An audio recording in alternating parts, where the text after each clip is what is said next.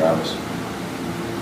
Anything specific to player development or X's and O's? I was going to say, I know you guys do box a lot. How do you feel that the box game has influenced and helped your program get better for the field season? Yeah, and I think, I know you play some box as well. We're actually having part of our practice this fall and throughout the winter. We have a box segment as a part of our practice when we get back to school, and it's counted as one of our official days of practice in our 4 days of practice throughout the fall. You like that? I do. It's got a little Canadian. No, I mean, we thought it was great. We did it. We were pretty committed to it. We probably played 12 sessions, 12 or 13 times over there, and it's a facility just off-site. But I think the fact that it was separated from our normal routine just breaks up, as Coach said, just breaking the kind of that routine up to a degree. But I think, you know, on the player development side, just that toughness. We tried to really simplify the rules. The first few times we went over, everybody went out the front and back, so there was no specialization. So you have attacking going out the back door, you know, you got to go DO off type thing. So I think that was really good for us, just from an appreciation for like pick play. If you don't talk, what happens? Yeah. And so we ran into a little bit of that, and I think that was growth. There were some guys that were definitely uncomfortable right away. You could just tell, but then got more comfortable. And just when they knew it wasn't going to change and it wasn't going away, you know, that they had to. You know, we created some drills where you had to cut the middle of the field, and there's kids just had never cut the middle of the field with a sense of urgency. You know, so you kind of create that, you foster that appreciation for what it means to cut down the middle, knowing what could happen. And you know, like anything, like you get over some of those initial fears, and we're trying to create an environment where we weren't yelling at guys or making guys feel uncomfortable. Just hey, this is new, you know, this is new. But you know, we had 6 Canadians in the team this year that were actually really good about it. You know, they didn't make guys feel uncomfortable, and I think it created a tougher brand of lacrosse for us. There's no doubt about that. And we had quick whistles. We weren't over there to try to beat each other up, but we were certainly there to develop a certain mindset. And I think that through that, you know, there was certainly, the guys really enjoyed it. You know, whatever team, we had 3 teams, so we had a skills field where you were doing skills, then you were playing box, and you were rotating every 20 minutes. Whatever the score was you lost, you were doing full field suicides. So the guys got some conditioning, and there was a competitive edge to wanting to win. And then as the games went on, we kind of specialized a bit more as far as the front door, back door. But we thought it was great. Like I said, the guys really liked it. I would tell you our reasoning for doing it. It's very much like that, but there's another component to us, and the word is fun. So for us at 8 and 7, everybody's mindset after the season is a little different. You know, where you are, how you feel about yourselves, and what you've got to do to grow, develop, and change. So this is part of my growth as a coach. This is part of my development. You know, I talked to someone the other day, and you know, Johns Hopkins isn't an easy place to be at school. 4 hours that they have for lacrosse each day. You know, if you have 4 hours, 3 hours, 2 hours, whatever it is you have, it needs to be the best couple hours of their day. They can't come up going, shit, I'm gonna practice again. And I would be the first to tell you, I haven't done a good enough job there. And one of the reasons why we're playing box is I think there's a distinct skill set. I look at Penn State, I look at Ohio State, I look at teams that have maybe a few more Canadians than us, and we've really gotten into that market recently, and how skilled they are and the different challenges. I know you're proud of that too. And the different challenges that they present. There's a skill set that we can clearly develop from a toughness. The ball's in play all the time, ground ball play, you know, finishing, handling, as Jeff was talking about in their stick or in tight quarters. That's great. Defensemen with short sticks getting comfortable and uncomfortable positions. But literally, for us, maybe the first place for us this is a priority, is they're not going to look at it, or I don't think they're going to look at it as I got to go up and I got to practice. It's I got to go up, I'm going to go up, and we got a box game. And we did this 3 years ago when we went to the Final Four, and it was in place of one of our individual sessions. We're permitted 2 hours of individual work.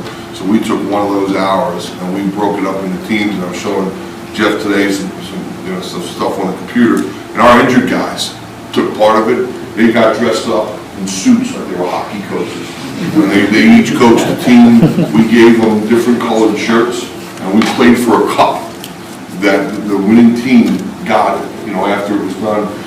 And why we got away from it, I don't know, but our reasoning is very similar to Coach Myers in the skill development, the lacrosse aspect of it. But I would tell you our greater priority for our team and our program is that the head coach is able to show his team that he's been able to change and grow and is going to make this thing the better part of their day, not the part where you got to go, shit, I got to go up there again. Shit, if I miss a second slide or I throw that ball away, they're going to be pissed at me. I think that's going to help us shorten our season rather than lengthen it. And there are other people doing it. So again, it comes back to learning from other people. You guys did it, correct? Yeah, I think it's just such a commonsensical, thing. When I was at Cornell, we had a facility, had 2 indoor box lacrosse, like hockey rinks with turf in it, and it was just ideal. So our guys would go up there, they would draft teams, they would keep stats, and it was great. They would go up there on their own, pay their own money, they would do it a couple mornings a week, and the development was significant in fun and stick work. We don't have the same facilities at Penn State, but I would just say this, and it's in every sport, the tighter the parameters, the more touches, the more challenging, and that's what we've tried to do, is just, we'll scrimmage or do drills where we'll just tighten the parameters so you can only play in a certain, move the sideline in or move the box in, and it just comes down to touches. And even sometimes we'll have a long section just play, but we've tried to replicate without the boards. I don't know if the pick and roll has to be as relevant in those type of spaces, but it puts you on top of one another.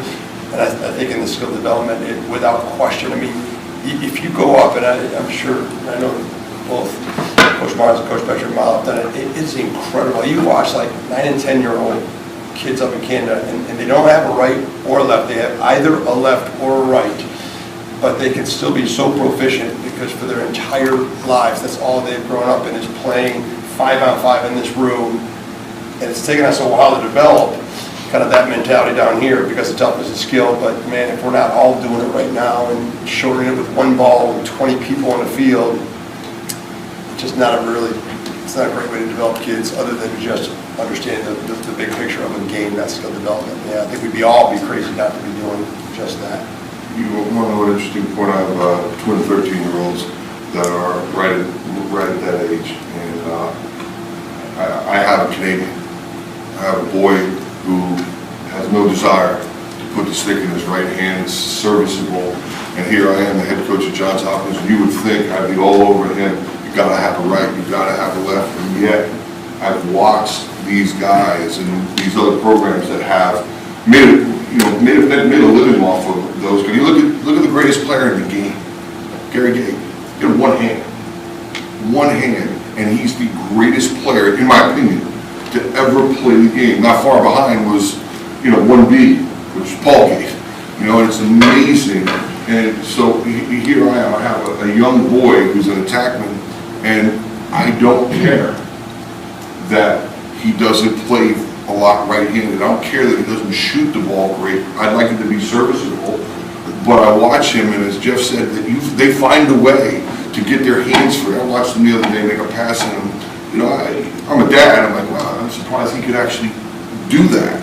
And it is the days of having to be righty and lefty are gone.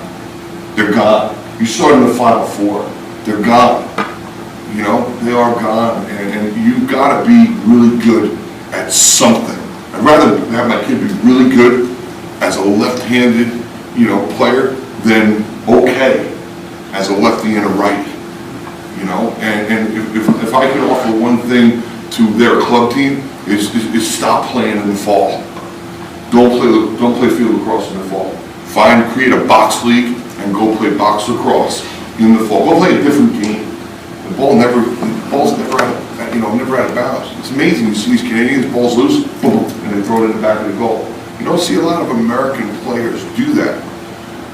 It's a different skill set, and I just think it's a skill set that can serve our sport really, really well. And there's no reason why down here you can't do that as well. Yes.